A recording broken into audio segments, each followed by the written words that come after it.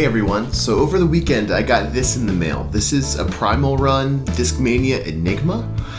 It is from their Evolution line, so it's made by Lat64, as I've said in the other videos. The Discmania Enigma has a speed of 12, glide of 5, turn of -1, and fade of 2. So what I really wanted to see with this was, will it flip to flat when I throw it, or will it not? So I was really curious to try this disc out, especially in comparison to the other drivers that I have in my bag. So just at a slightly slower speed, I always bag CD3 by Discmania, and this one to me feels like sort of a control driver. It's a fast control driver, but I can still control it. And then the other one that I bag is the Kastaplast Grym, and I have a few of these. I bag all of them. They're a little bit different stabilities. This red one is a little less stable, so when I throw it on a little hyzer, it flips to flat and then fades. And then I have this pop top here. It's very domey. This one glides forever and then has lots of stability at the end. And this third one is just overstable.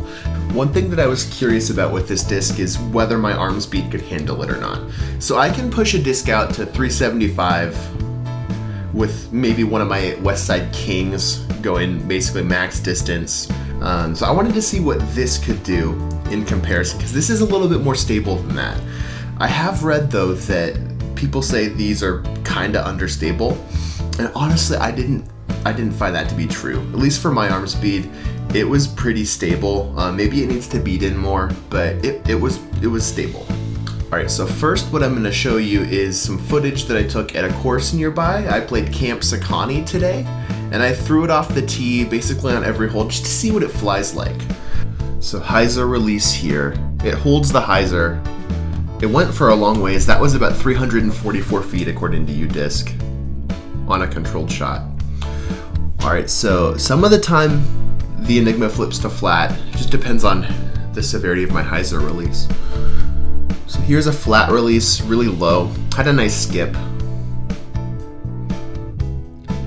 Alright, so anytime there's a hyzer line, it holds that hyzer line, which you'll see here.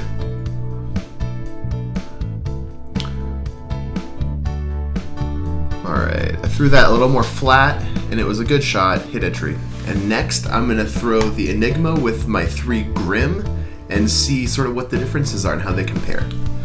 So I only had about 350 feet to that sort of level of bushes in the back, so I just tried to throw about 310, nice and controlled. You'll notice the Gryms flip to flat a little bit.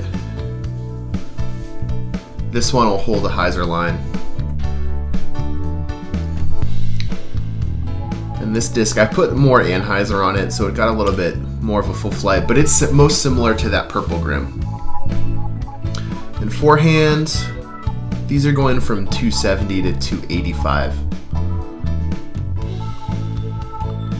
So that one flips and turns a little bit more than the first one, which I really like. And the purple one, I threw a little high, but it just safely rode down. I just held the hyzer line flat. So my final thoughts on this disc are that it is more stable than people say it is, or at least this particular disc is. I don't know, this is the only one I've ever thrown. But will it make my bag? And I think the answer is no. I really like the CD3 for basically a little bit windy, a little bit faster. I love my 9 speeds. I throw a CD2 or a LOTS all the time.